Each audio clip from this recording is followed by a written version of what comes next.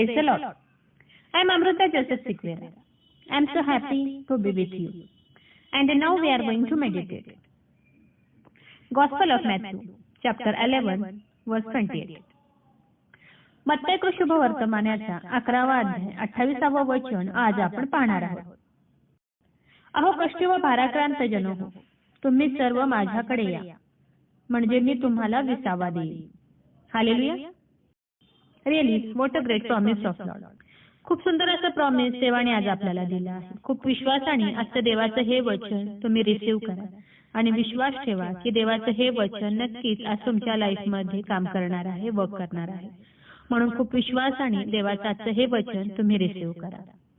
आज तुम्ही खूप साऱ्या ओझ्याने दबलेले आहात का? खूप दुःखात आहात का? खूप कष्टी आहात का? काय करावं आणि काय नाही करावं हे तुम्हाला कळत नाहीये का? आज तुमच्या डोळ्यांमध्ये अश्रू आहेत का? तर विश्वास ठेवा की आजचं हे वचन देवाने तुम्हाला दिलं आहे. देव नक्कीच आज तुमचे अश्रू पुसून टाकेल. म्हणून खूप विश्वासाने देवाला आज तुम्ही हाक मारा, विनंती करा, प्रार्थना करा. अश्रूपूर्ण नयनाने देवाला आज तुम्ही हाक मारा आणि विश्वास ठेवा की नक्कीच देव तुमची हाक ऐकेल. देव नक्कीच तुम्हाला तुमच्या प्रार्थनेचं उत्तर देईल. कारण की आपला बाप हा प्रार्थना ऐकणारा आहे, तो आपली आरोळी ऐकणारा आहे, तो आपली हाक ऐकणारा आहे. म्हणून खूप विश्वासाने आज देवाला तुम्ही हाक मारा. आपण निर्गमच्या पुस्तकात पाहतो की मिस्री लोक इस्रायल लोकांना खूप छळत होते, त्यांना त्रास देत होते, त्यांच्याकडून खूप कष्ट करून घेत होते, त्यांच्यावर खूप कामाचा बोजा लादत होते, त्यांचा जाच करत होते, त्यांच्याकडून सक्तीने काम करून घेत होते. आणि आपण पुढे पाहतो की निर्गमयाचा पहिला अध्याय 14व्या वचनात आपण पाहतो की असल्या बिकट कामाने त्यांचा जीव नकोसा झाला होता. इस्रायल लोक खूप कंटाळले होते. पुढे आपण पाहतो की निर्गमयाचा दुसरा अध्याय 23व्या वचनात आपण पाहतो की इकडे इस्रायल वंशज बिकट दास्यामुळे उसासे टाकून आक्रोश करत होते आणि त्या दास्यामुळे त्यांनी केलेली आरोळी देवापर्यंत जाऊन पोहोचली. वचन काय सांगतं की त्यांची आरोळी, इस्रायल लोकांची आरोळी देवापर्यंत जाऊन पोहोचली. त्यांनी मारलेली हाक देवापर्यंत जाऊन पोहोचली. आणि पुढे आपण पाहतो की 24व्या वचनात आपण पाहतो की देवाने त्यांचा आकांत ऐकला. वचन काय सांगतं? देवाने त्यांचा आकांत ऐकला. पुढे आपण पाहतो की निर्गमयाचा तिसरा अध्याय 7व्या वचनात आपण पुढे पाहतो की परमेश्वर म्हणाला, मिस्र देशात असलेल्या माझ्या लोकांची विपत्ती मी खरोखर पाहिली आहे, त्यांचा आक्रोश मी ऐकला आहे, त्यांचे क्लेश मी जाणून आहे. वचन काय सांगते की त्यांचा आक्रोश मी ऐकला आहे आणि त्यांचे क्लेश मी जाणून आहे. मी त्यांना त्यांच्या हातातून सोडवीन व त्यांना दुधामदाच्या देशात घेऊन जाईल. हालेलुया. खरंच खूप सुंदर असं देवाचं हे वचन आहे. या वचनातून आपल्याला काय कळतं? तर ह्या वचनातून एक गोष्ट आपल्याला समजते, ती म्हणजे आपला देव हा हाक ऐकणारा देव आहे. आपला बाप हा हाक ऐकणारा बाप आहे. तो आपली हाक ऐकतो, तो आपला आक्रोश जाणतो. ज्यावेळेस आपण संकटात असतो आणि त्यावेळेस जेव्हा आपण त्याला हाक मारतो तेव्हा लगेच देव आपल्यासाठी धावून येतो. ती हाक ऐकून देव गप्प राहत नाही, तर त्यातून आपल्याला देव सोडवतो. हे या वचनातून आपल्याला कळतं.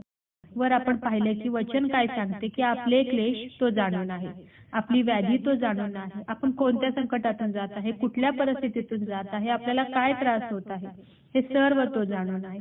आणि ज्यावेळेस विश्वासाने आपण त्याला आरोळी मारतो तेव्हा देव गप्प राहत नाही, तर देव आपल्याला त्या संकटातून सोडवतो, आपल्याला त्या संकटातून मुक्त करतो. देव धावत पळत आपल्या मदतीसाठी येतो. का? कारण आपण त्याचे लेकरं आहोत आणि तो आपला बाप आहे. आणि कोणताही बाप आपलं लेकरू संकटात असताना गप्प राहू शकत नाही. तो त्या संकटातून आपल्या लेकराला बाहेर काढतो. आज तुम्ही खूप कष्टात आहात का? दुःखात आहात का? ओझ्याने वाकून गेला आहात का? काय करावे समजत नाही? डोळ्यात अश्रू आहेत का? एखादी अशी कोणती गोष्ट आहे का त्या गोष्टीने तुम्ही आज वाकून गेला आहात? असं कोणतं ओझं तुमच्यावर आहे की त्यामुळे तुम्ही आज वाकून गेला आहात? पण देवाचं वचन काय सांगतं ह्याच्याकडे तुम्ही आज लक्ष द्या. हे वचन खास देवाने आज तुमच्यासाठी दिलं आहे. अहो कष्टी व भाराक्रांत जन हो, तुम्ही सर्वजण माझ्याकडे या, म्हणजे मी तुम्हाला विसावा देईन. देवाने आपल्याला सांगितलंय, देवाने आपल्याला प्रॉमिस केलंय. अहो कष्टी जे ओझ्याने दबलेले आहेत, संकटाने दबलेले आहेत, त्रासाने दबलेले आहेत, दुःखाने दबलेले आहेत, ज्यांच्यावर खूप ओझं झालं आहे, विचारांचं ओझं झालं आहे, दुःखाचं ओझं झालं आहे, ते सर्व तुम्ही माझ्याकडे या, म्हणजे मी तुम्हाला विसावा देईन. देवाने प्रॉमिस केला आहे की मी तुमचं ओझं हलकं करेन, मी तुम्हाला विसावा देईन, मी तुमचं ते ओझं स्वतः वाहीन, पण तुम्ही आधी माझ्याकडे या, म्हणजे मी तुम्हाला विसावा देईन, म्हणजे मी तुम्हाला शांती देईन, तुम्हाला त्या संकटातून बाहेर काढेन. तुमचं ओझं मी हलकं करेन, पण आधी तुम्ही माझ्याकडे या, म्हणजे मी तुमचं ओझं वाहीन, तुमचं ओझं हलकं करेन. म्हणून आज खूप विश्वासाने देवाला म्हणा की हे देवा, तुझं वचन सांगतं, तू वचनाद्वारे आम्हाला प्रॉमिस केला आहे, तुझ्या वचनात लिहिलेलं आहे की अहो कष्ट व भाराक्रांत जन हो, तुम्ही माझ्याकडे या, म्हणजे मी तुम्हाला विसावा देईन. तर हे देवा, मी माझा भार, मी माझं ओझं घेऊन तुझ्याकडे आलो आहे, तर माझं हे ओझं तू हलकं कर, माझा हा भार तू वहा आणि तू मला विसावा दे.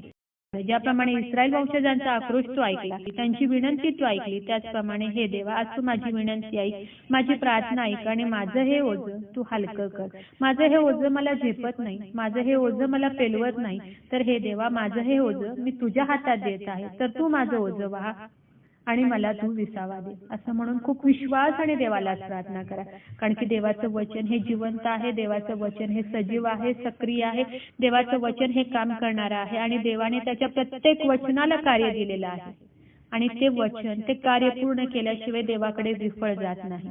हेही वचन देवाकडे विफळ जाणार नाही, तर हे वचन नक्कीच तुमचं ओझं हलकं करून देवाकडे परत जाईल. म्हणून खूप विश्वासाने देवाच्या ह्या वचनाला क्लेम करा. तुमचं सर्व ओझं, सर्व काळजी, टेन्शन, चिंता, तुमचा सर्व भार आज तुम्ही विश्वासाने देवाच्या हातात द्या आणि ह्या वचनाला क्लेम करा. हे वचन मुखाने कन्फेस करा, हे वचन मुखाने कबूल करा आणि विश्वास ठेवा, देवाचं हे वचन नक्कीच तुमच्या लाईफमध्ये कार्य करेल. तर चला, देवाच्या वचनावर विश्वास ठेवूया, त्याच्या ह्या वचनाला क्लेम करूया. नक्कीच ह्या वचनाद्वारे देव तुम्हाला खूप खूप आशीर्वादित करू.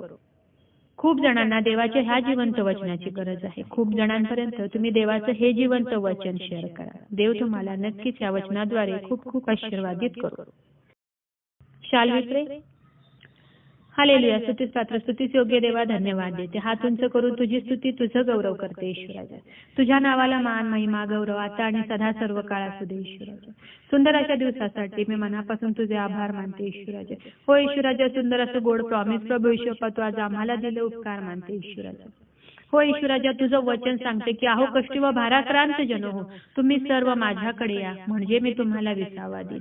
हो ईश्वराजा, खूप सुंदर प्रॉमिस तू आज आम्हाला दिलं, उपकार मानते ईश्वराजा.